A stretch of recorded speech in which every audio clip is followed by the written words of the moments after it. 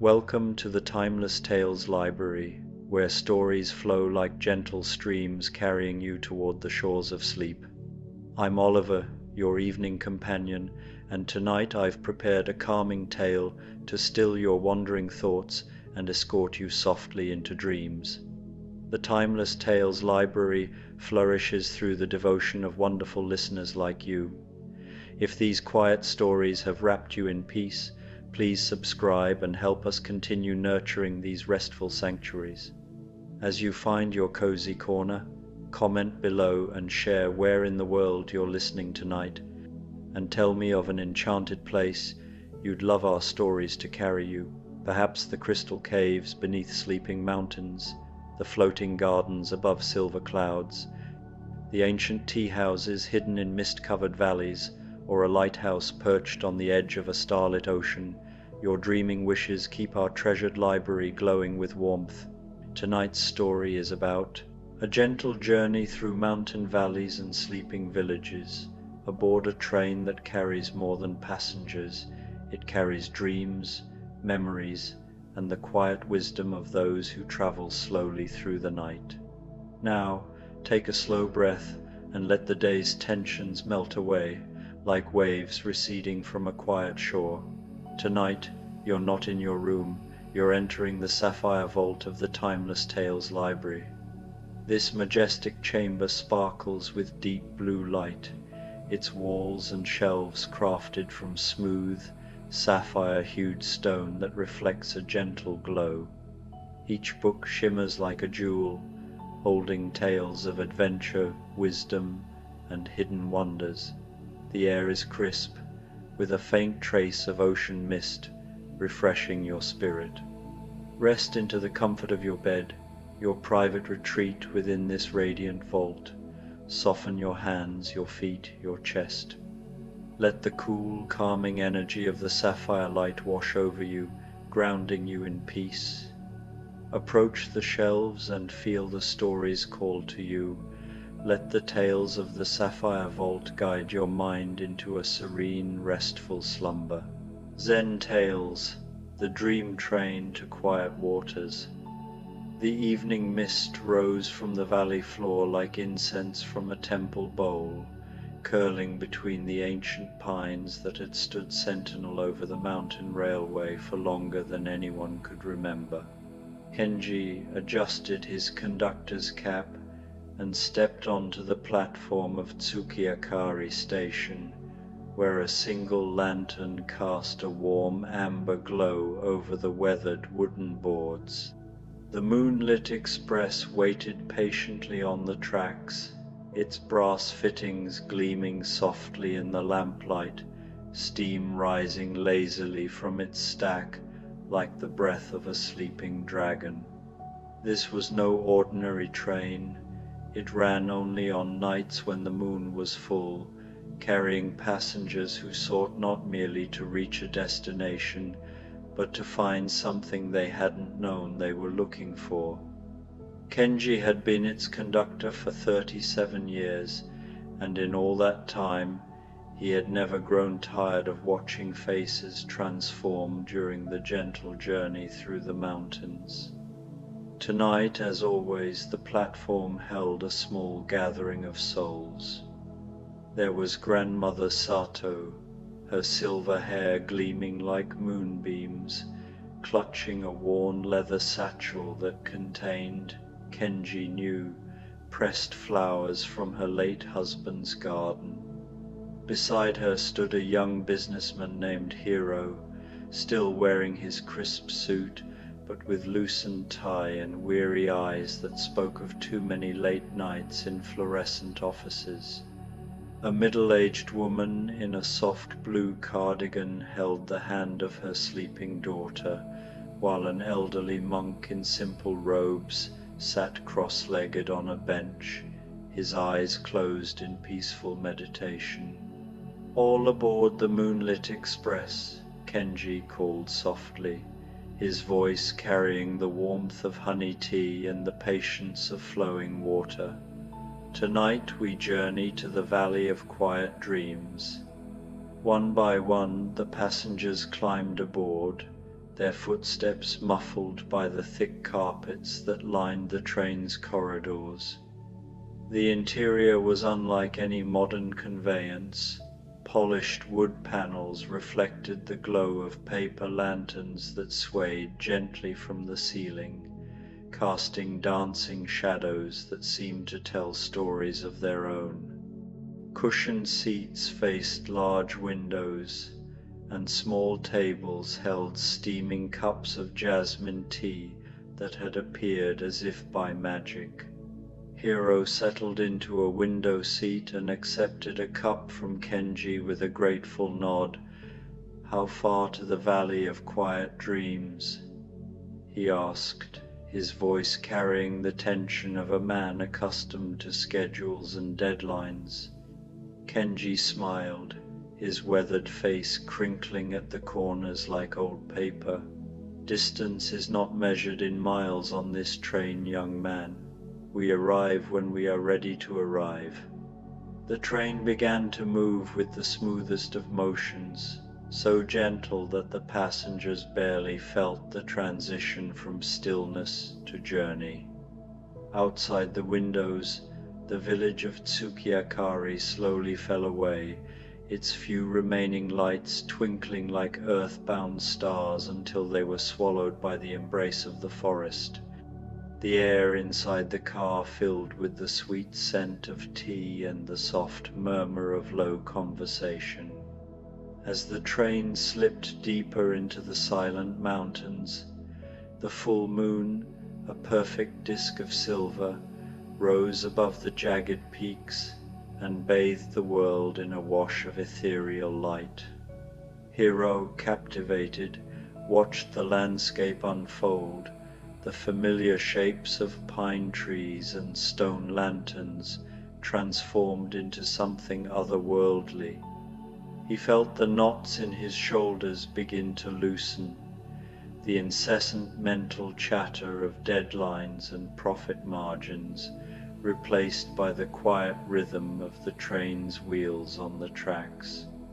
Grandmother Sato, her eyes closed, hummed a tune so ancient it was part of the wind itself, while the little girl in the blue cardigan woke up, her face pressed against the window, her small hand pointing at the moon. The monk opened his eyes, a serene smile gracing his lips as he simply watched the light. This was the magic of the Moonlit Express, a journey not just through space, but through the soul, where the world outside became a mirror for the peace within. As they climbed higher into the mountains, the moonlight filtered through the canopy of leaves, creating patterns of silver and shadow that shifted and danced across the forest floor. The rhythmic clicking of wheels on rails became a lullaby, a meditation bell that called the mind to stillness and the heart to peace. Grandmother Sato opened her satchel and withdrew a pressed chrysanthemum, its golden petals still holding a whisper of their original fragrance. She held it up to catch the lamplight, and her eyes grew distant with memory. "I picked this 50 years ago," she said to no one in particular, though her voice carried clearly through the gentle car. "On the morning my husband proposed to me in his mother's garden. We were so young then, so certain we knew what love meant." The monk opened his eyes and regarded her with the kind attention of one who had learned to listen with his whole being. "And now, honorable grandmother, what does love mean now?" She smiled, the expression transforming her face into something timeless and radiant.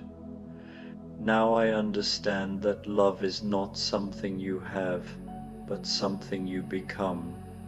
Like this flower no longer fresh and bright, but somehow more beautiful for having been pressed between the pages of time."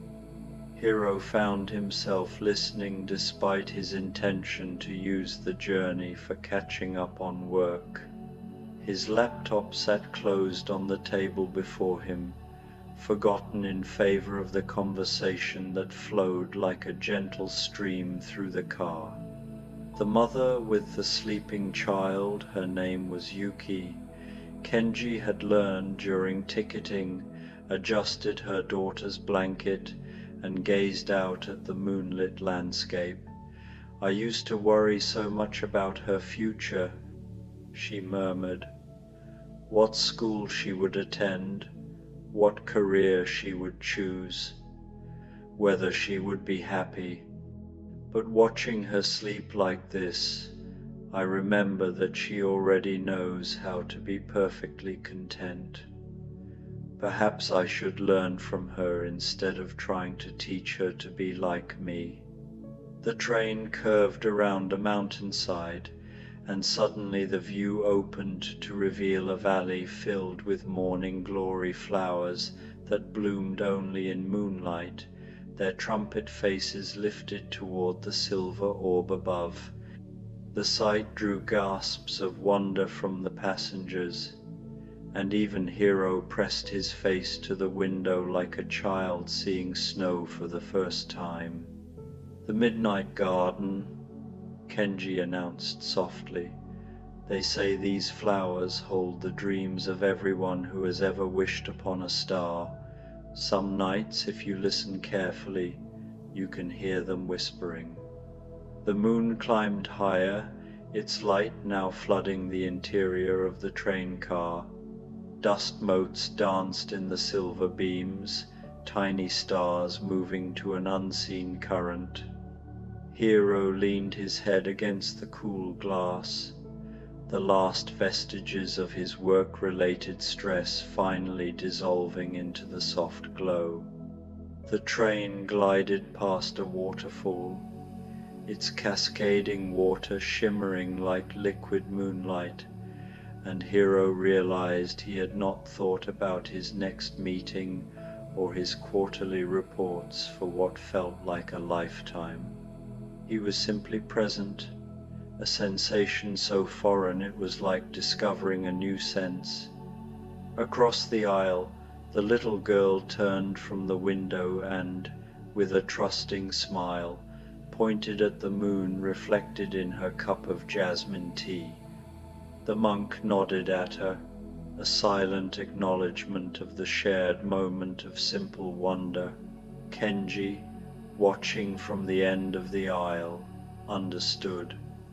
The moonlit express was a vessel for memory and for dreams, a moving sanctuary where passengers could shed the burdens of their everyday lives and reconnect with the quiet, luminous parts of themselves they had forgotten.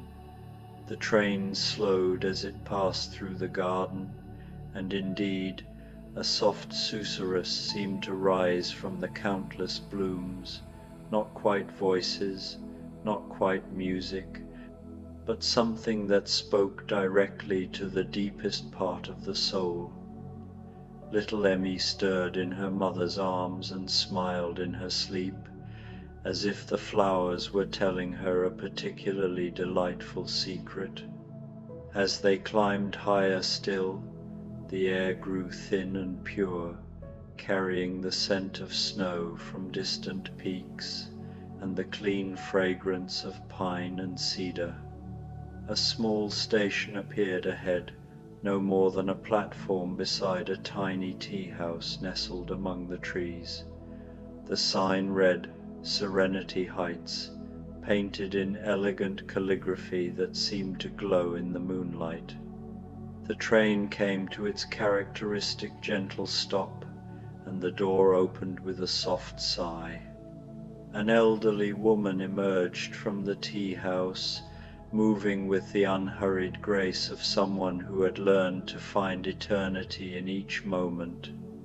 She wore a simple kimono, the color of twilight, and carried a wooden tray laden with small cups. "Mountain water tea," she offered, stepping aboard to serve each passenger. Melted from snow that fell on peaks so high they touched the dreams of sleeping clouds. The tea was unlike anything they had ever tasted, clear as crystal, yet somehow containing the essence of mist and starlight, of ancient stones and patient moss. Each sip seemed to wash away not just thirst, but the accumulated dust of worry and haste that had settled on their spirits. The monk accepted his cup with a deep bow. "This tea carries great wisdom," he observed. The tea woman smiled. "All water is wise," she replied. "It always finds the gentlest path to its destination, never fighting the mountain, but always, eventually, reaching the sea. We could learn much from its patience." Hero found himself nodding, surprised by the truth that seemed to resonate in his chest. How long had he been fighting against the current of his own life, pushing and striving when perhaps what he needed was to flow like water, finding the natural path? The tea woman departed as quietly as she had come, and the train resumed its journey. They passed through tunnels carved through the heart of the mountain, where crystalline formations caught and reflected the train's lights like underground stars. In one tunnel they came upon an underground lake so still and perfect that it seemed like a mirror to some celestial realm, and schools of blind fish moved through its depths like liquid silver. "I read once," Grandmother Sato said, watching the fish with wonder, "that in the deepest caves, where no sunlight ever reaches, there are creatures that have learned to make their own light. They carry stars within themselves." "Perhaps we all do," suggested Yuki, stroking her daughter's hair. "Perhaps we've just forgotten how to let them shine." The train emerged from the tunnels into a high alpine meadow where wild horses grazed in the moonlight, their coats shimmering like liquid mercury. They lifted their heads as the train passed, unafraid, their dark eyes reflecting an ancient wisdom that spoke of freedom and the wind's secret songs. At another small station called Contentment Junction, an old farmer joined them, his hands bearing the honest calluses of one who had spent his life coaxing life from the earth. He settled into a seat with the satisfaction of a job well done and accepted tea with a grateful nod. "Good harvest this year," he told Kenji. "Not the biggest, mind you, but each grain of rice perfect in its own way. I've learned that abundance isn't about quantity, it's about appreciation." He pulled from his pocket a handful of rice grains and let them pour from palm to palm like tiny pearls. Each one of these held the potential for 1,000 more. But instead of becoming 1,000, it chose to become sustenance, to fulfill its purpose by nourishing others. There's a kind of wisdom in that sacrifice that most people never see. The businessman found himself drawn into the conversation despite himself. "In my work," Hiro said slowly, "we always talk about growth, expansion, maximizing potential. But maybe there's something to be said for choosing quality over quantity, for being perfect in a small way rather than mediocre in a large way." The farmer smiled and offered him a few grains of rice. "Plant these in your heart, young man. Not every seed needs to become a forest. Sometimes the most beautiful tree is the one that grows alone on the mountainside, twisted and small but perfectly suited to its place in the world." As the night deepened, The train entered a region where hot springs bubbled up from the earth, sending curtains of steam across the tracks. The air grew warm and humid, carrying the mineral scent of deep earth and the whisper of water finding its own level. In the distance, they could see the lights of a small village built around the springs, where people soaked in the healing waters beneath the stars. At the village station, a young woman boarded, her clothes still damp from the springs, her face glowing with the particular peace that comes from being thoroughly warmed from within. She carried a small wooden flute and, after settling into her seat, began to play a melody so gentle and haunting that it seemed to emerge from the mountain itself. The music wove through the car like incense, touching each passenger in a different way. Grandmother Sato's pressed flower seemed to pulse with renewed life in the melody's embrace. Hiro felt the tight knots in his shoulders begin to loosen for the first time in months. Yuki's daughter stirred and smiled more deeply in her sleep, as if the music were a lullaby from some half-remembered paradise. Even the monk, well versed in the arts of meditation and inner stillness, found himself transported by the simple beauty of the tune. When the young woman finished, the silence that followed was not empty but full, pregnant with the resonance of something beautiful shared. "What was that song?" Yuki asked softly. The flute player tucked a strand of damp hair behind her ear. "It has no name," she replied. "I learned it from the sound the wind makes when it passes through the bamboo grove near the springs. Each night it plays a different variation, and each night I try to remember the tune, but like the wind itself, it can never be captured completely, only experienced in the moment it occurs." The train began to descend now, following a path that wound down through terraced gardens, where tea bushes grew in neat rows, their leaves silver in the moonlight. Each terrace was a testament to generations of patient cultivation, of understanding that the best things in life cannot be rushed, but must be allowed to mature in their own time. At one point, they passed a small shrine tucked into a grove of cherry trees. Though it was not the season for blossoms, the trees seemed to glow with an inner light, and petals of pure moonlight drifted down like snow, disappearing before they touched the ground. The shrine keeper, an ancient woman whose age seemed to be measured in centuries rather than years, stood in the doorway and bowed as the train passed, her gesture carrying a blessing that seemed to settle on the passengers like a benediction. "The shrine of fulfilled wishes," Kenji explained. "They say that every sincere wish ever made eventually finds its way there, even if it takes lifetimes to arrive. The shrine keeper tends them all, nurturing the ones that are ready to bloom, and keeping the others safe until their proper season comes." Hiro found himself wondering what wishes of his own might be waiting in that sacred space.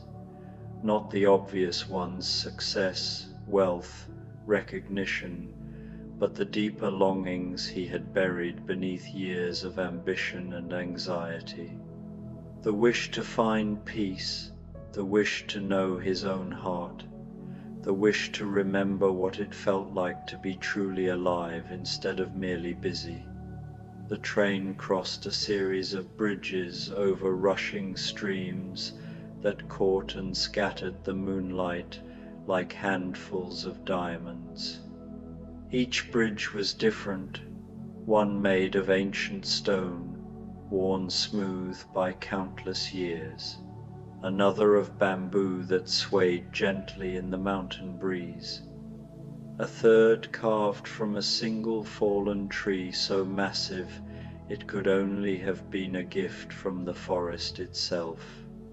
As they crossed each bridge, the sound of the water below changed, now a cheerful babble, now a deep singing, now a whispered conversation between stones that had been polished by centuries of patient flow. The variations were subtle but distinct, like movements in a symphony composed by the mountain itself. The farmer leaned toward his window, listening intently. Each stream knows its own song, he observed, but they're all heading to the same sea. Makes you think about how we're all so different on the surface, different voices, different stories, but maybe we're all flowing toward the same destination. The monk nodded thoughtfully. In the monasteries, we often speak of the many paths up the mountain. From below they seem to lead in different directions, but they all end at the same peak. Perhaps what matters is not which path we choose, but that we keep climbing with sincere hearts. As if summoned by their conversation about paths and destinations, the train began to slow as it approached what Kenji announced as their final station, the Valley of Quiet Dreams. But first, they passed through one last wonder, a tunnel lined entirely with crystals that had formed over millennia, each one catching and amplifying the train's lights until the passengers felt as if they were traveling through the heart of a star. When they emerged, the valley spread before them like a scene from a painting by some master of tranquility. A lake so perfectly still it might have been polished. Obsidian reflected the full moon with absolute fidelity.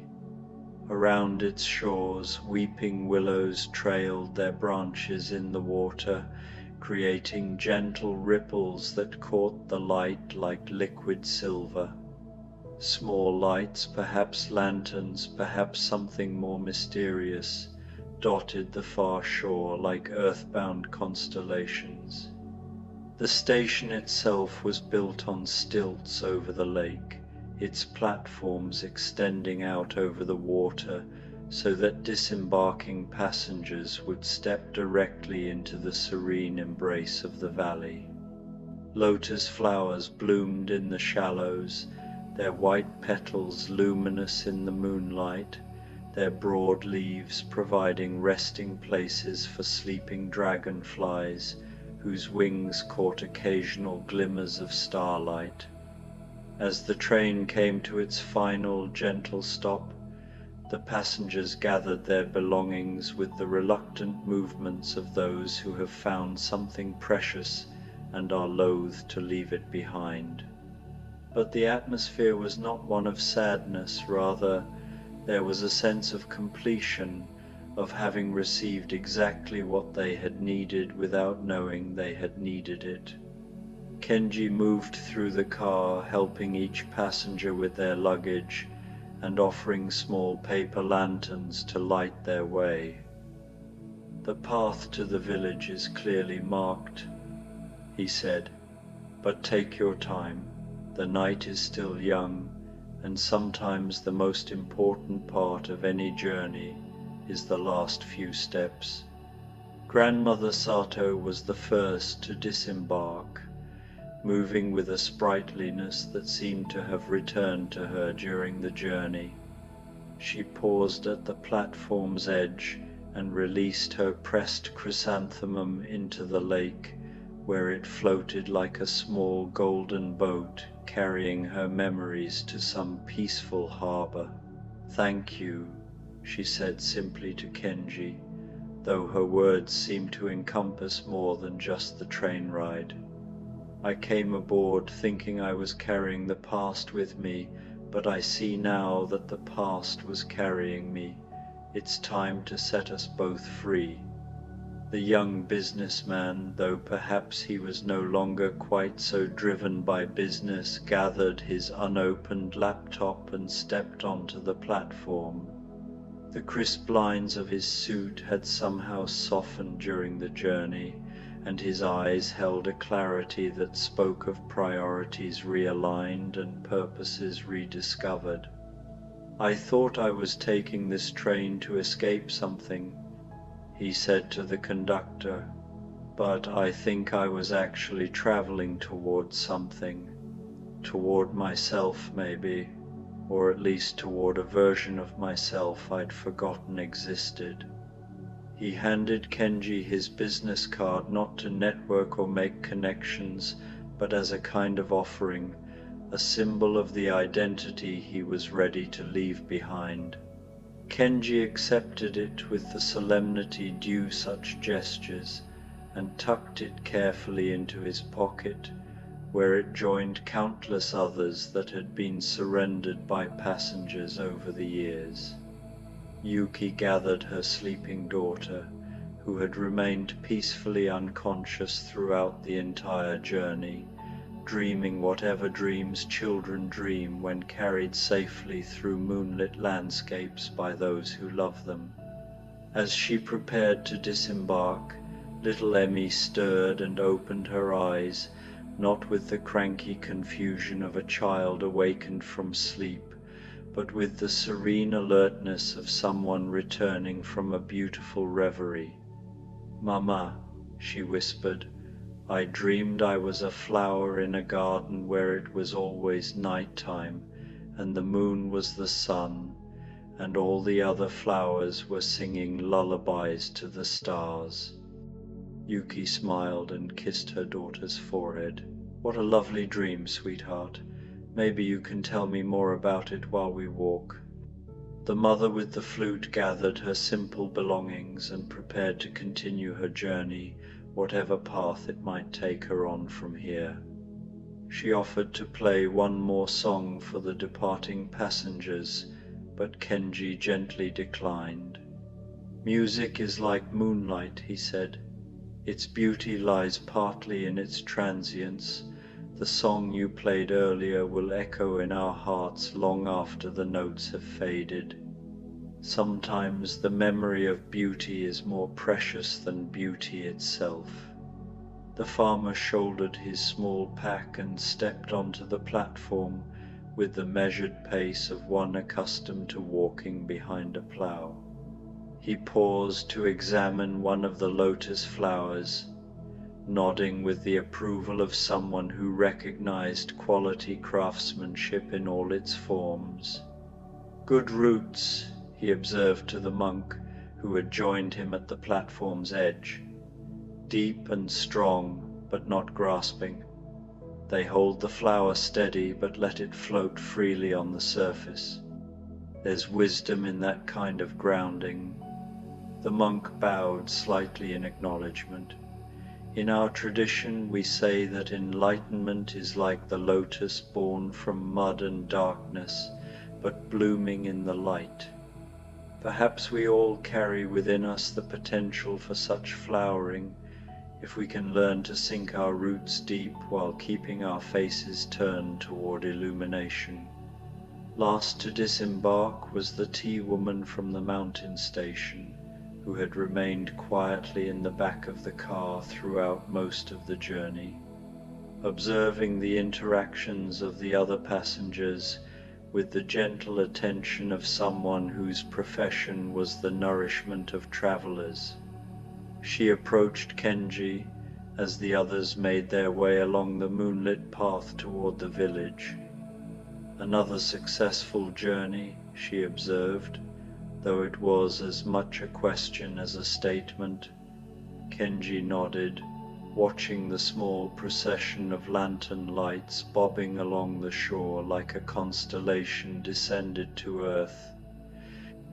"They came aboard carrying different burdens," he replied, "but they all seem to be walking lighter now. That's how we measure success on the Moonlit Express, not by distance covered or schedules kept, but by the weight that has been lifted from traveling hearts. The tea woman smiled and handed him a small ceramic cup, not one of the ones she had served from during the journey, but something personal, something she had carried for years. "For your own refreshment," she said. "Even conductors need to be nourished sometimes." The cup was warm to the touch and seemed to contain not tea but liquid starlight, clear and bright, and somehow effervescent, as if it held the essence of all the joy that had been shared during the journey. Kenji drank it slowly, feeling it spread through his body like a benediction, renewing his spirit for whatever passengers the next full moon might bring. As the tea woman walked away to join the others, Kenji began the process of preparing the train for its return journey. He collected the empty teacups, each one somehow different than it had been at the beginning of the trip. Some seemed to hold traces of silver light, others carried the faintest fragrance of mountain flowers, and all bore the invisible imprint of the lips that had touched them and the hands that had held them. The paper lanterns were extinguished one by one, but their warm glow seemed to linger in the wood and brass of the train's interior, as if the vehicle itself had absorbed some of the contentment and peace of its passengers. The cushions still held the impressions of the bodies that had rested in them, but those impressions seemed somehow deeper than mere physical pressure. They were the marks left by souls who had found, however briefly, a place where they could truly rest. In the distance, the lights of the village twinkled like a handful of stars scattered across the earth. The passengers would find there whatever they needed, some a place to sleep until morning, others perhaps a new beginning, and still others simply a quiet space to sit and contemplate all that had transpired during their moonlit journey. The lake lapped gently against the station's pilings, creating a rhythm like a great heart beating slowly and peacefully. Somewhere in the darkness, a night bird called once, its voice clear and pure as temple bells. The sound seemed to be a signal, for moments later, fireflies began to rise from the reeds along the shore, their tiny lights blinking in patterns that might have been a language known only to themselves and the watching moon. Kenji made one final walk through the empty cars, checking that nothing had been left behind, though he knew from experience that the most important things passengers brought aboard the Moonlit Express were never the kinds of things that could be forgotten in seat pockets or under tables. What they left with was not diminished by what they left behind. Rather, they departed, enriched, carrying within them gifts that would continue to unfold long after the train had disappeared into the mountain mists. As he prepared to signal the engineer that they were ready for the return journey, Kenji paused at one of the windows and looked out over the Valley of Quiet Dreams. The moon had begun its descent toward the western peaks, but its light still painted the landscape in silver and shadow, transforming the ordinary into the magical and the familiar into the profound. Somewhere in the village, he knew, his passengers were settling into whatever rest the night would bring them. Perhaps Grandmother Sato was sitting by a window, no longer clutching memories, but letting them flow through her like water through cupped hands. Maybe the young businessman was lying on his back looking up at the stars, relearning the art of wonder he had forgotten in his climb toward success. The mother and daughter might be sharing quiet conversation about dreams and flowers and all the beautiful mysteries that children understand without needing to have them explained. The train began to move again, slowly and gently, carrying its conductor back toward the world of ordinary nights and mundane destinations.